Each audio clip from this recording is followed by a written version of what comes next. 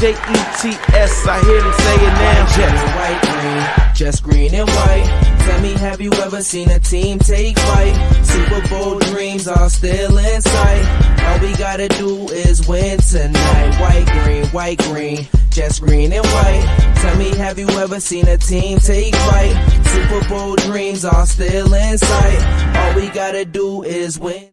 What is going on, YouTube? Welcome back to the channel. We have Hard Knocks episode 3 recap coming right at you. But before we get into that, please subscribe to the channel if you have not already. And if you are new to the channel, welcome. Those subscribers already, much appreciate all the support. Like the video if you actually liked it, and you could follow me on X and on Instagram, on both of those social media platforms at Turn Up the Jets, all one word. Of course, I'm your host, Joe Scurto, as always, aka Turn Up the Jets. And yes, we do have recap number 3 of Hard Knocks here. Episode dropped last night, 10 Eastern time, and they are now 3 for 3. Another solid episode and a little more of a twist.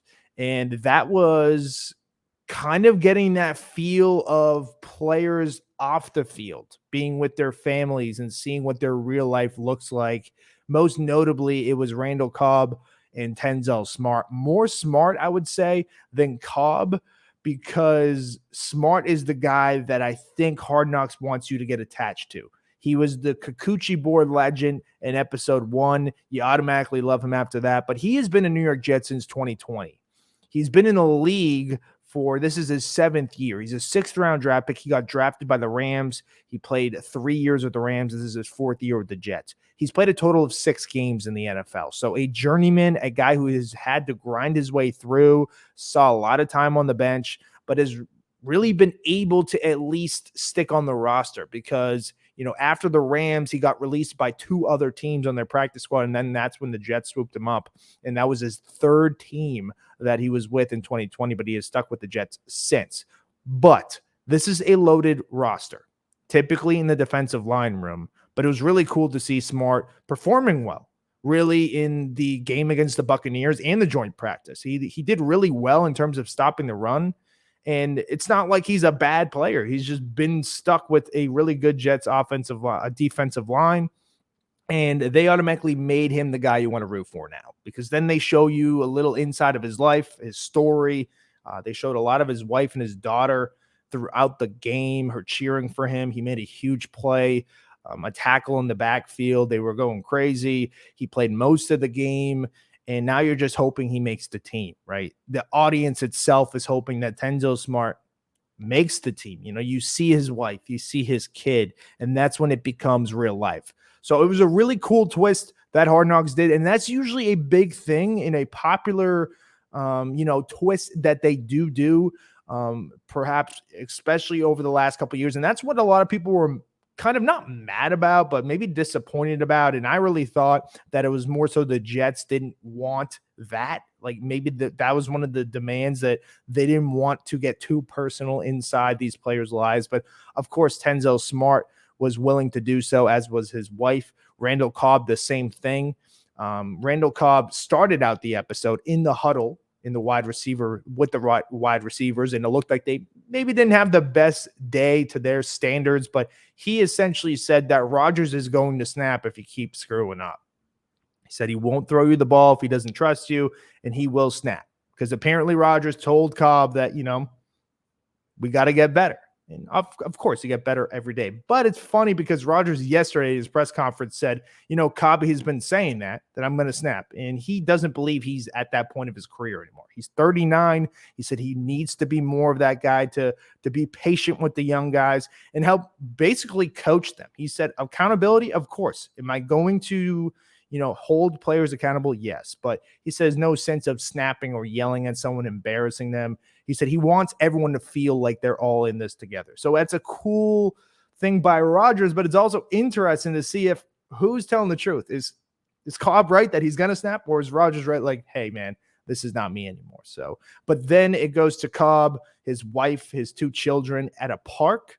And that's when you get to know a little more about the situation. We learned that Cobb and his wife are pregnant again, and him talking about their him and Rodgers' last moment in Lambeau. He really thought Rodgers, it seemed like he thought it was a sure deal, that he thought Rodgers was going to retire, and he also contemplated retirement himself. And then, of course, they suddenly come together in New York. So really cool how that goes. His wife's also from New York. And, it's cool how he's Uncle Aaron. That relationship is really special to me. And we saw a little more inside of it in terms of, Cobb's side, because we know Rodgers just talks glowingly about Randall Cobb. They played 10 years together. Cobb at one point was really his go-to guy, and really one of the, he was a really good receiver. I wouldn't say he was one of the best receivers, but he certainly was a very good receiver. Like, he was an above average receiver, throughout the years in the maybe like 2015, 16, 17, those years. And then Devontae kind of took reins of that wide receiver room, but the relationship is great. That's why you go sign Cobb. I even like Cobb telling the receivers, whether Rodgers is going to snap or not, like, hey, we got to get better. That's why you bring him there. You bring him there because he's a veteran. People are going to listen to him. People are going to learn from him. And he knows all the ins and outs of Aaron Rodgers. He knows the little hand signals. He knows everything. So that was the aspect that a lot of people wanted. They got a little personal, and not too personal. It's not like they're, at their house or anything like that. And I think that's almost too personal. So I think it was a good happy medium that they added that into episode 3. We also got to see a little about Breece Hall's recovery.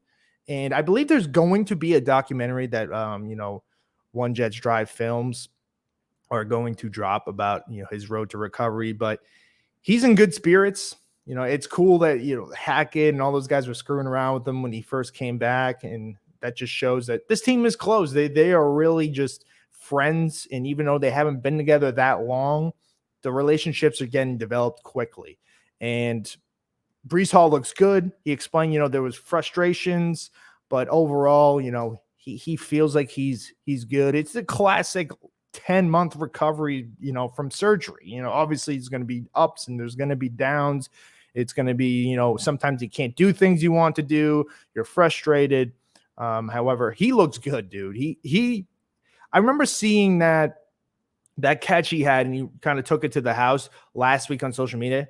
And, you could say he kind of looks slow, but at least he's running. Like, no, he got clocked in at 21 miles per hour. That was crazy to me. That just shows how fast he is.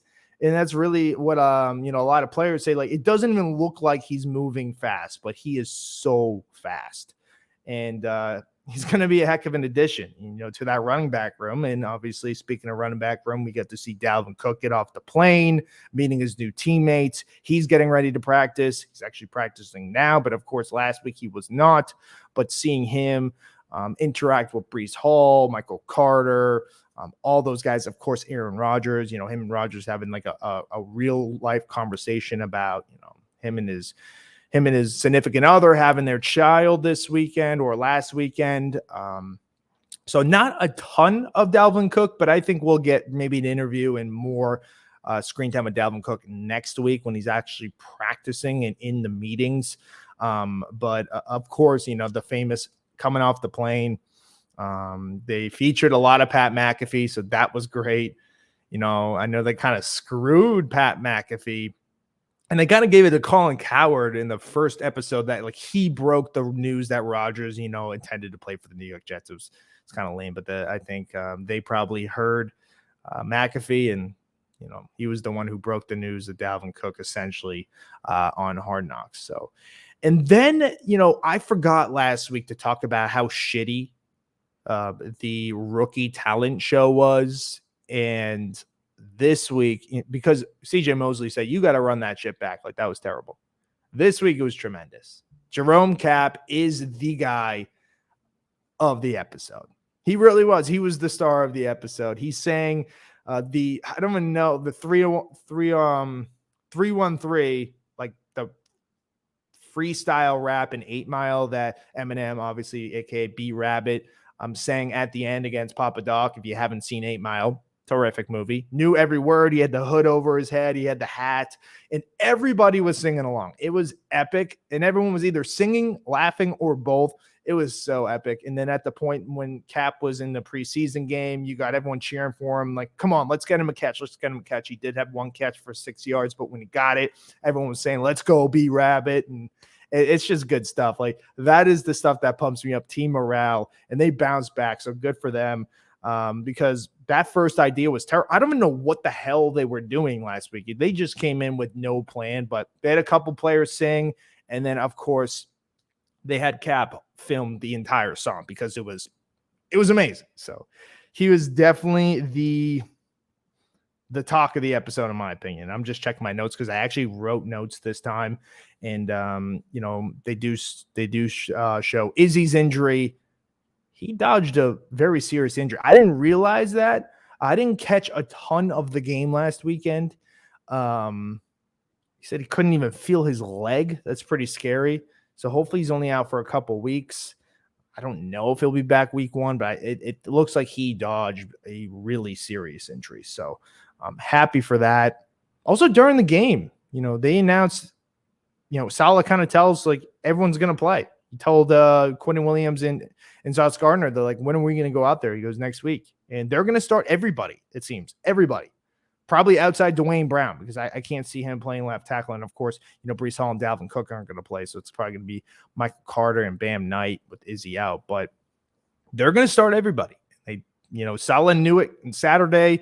He broke down the conversation a little bit with Rodgers. It looks like they were both on the same page. Rodgers even said yesterday on his press conference as well that, it really wasn't a conversation. We were both on the same page. And he said he almost asked Saleh if he could play. So I love it. Pray everyone stays healthy, but I think it's good for the team. You need the dress rehearsal. If you haven't already, go check out my video yesterday. I kind of talk about it more, but I'm not going to get into that. This is Hard Knocks focus. But yes, announced the starters during the game, and of course that makes sense. The next day on Sunday morning, they announced that, hey, Aaron Rodgers is going to be the starting quarterback against the Giants. And there were plenty of fights. There's nothing really to break down there. I was wondering if Saleh was just going to be pissed off about it. I think he's just going to let these guys figure it out. It was kind of getting ridiculous. I think they had 4 or 5 fights.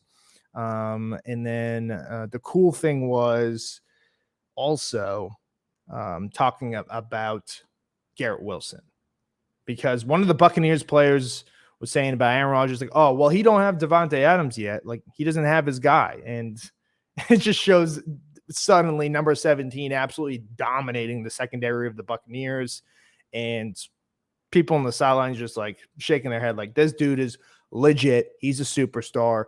Rodgers had that talk with Braylon Edwards and Mark Sanchez, 2 former Jets who I love dearly on those Rex Ryan teams, talking to, hey, how's 17? That's what Braylon Edwards asked right away, of course. And he said he's special.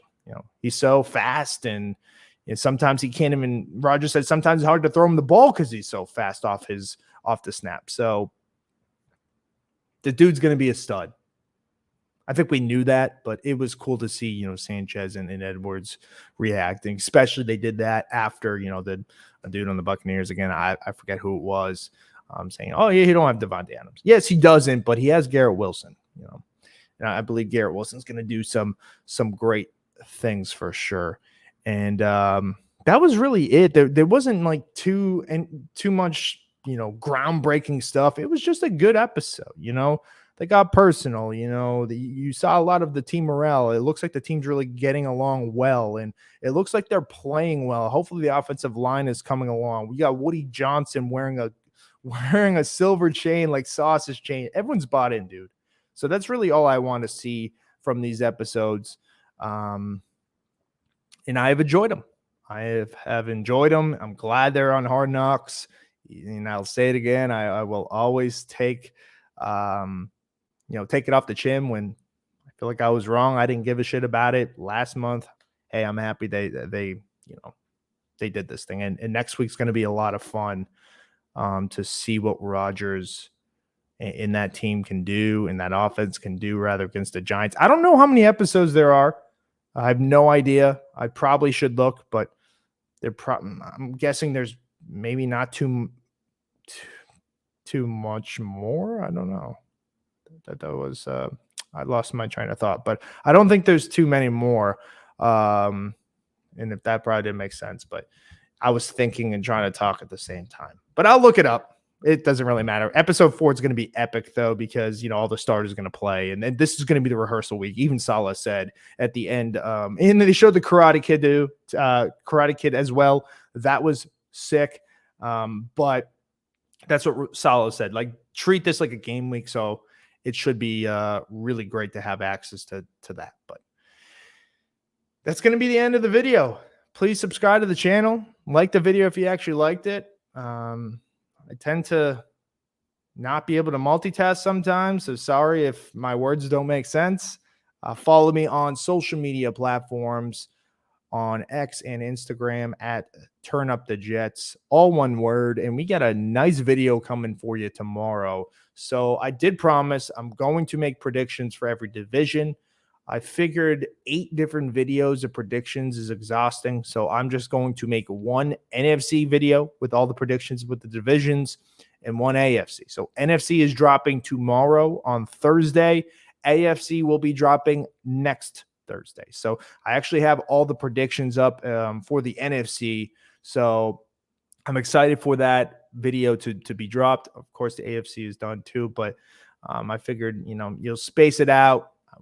I want to save the AFC East for last, of course, because of the Jets, obviously. But yeah, look out for that video. Much appreciated, all the support. And we'll see you next time. See ya. Jets, I hear them say it now. Jets, white, green, just green and white. Tell me, have you ever seen a team take flight? Super Bowl dreams are still inside.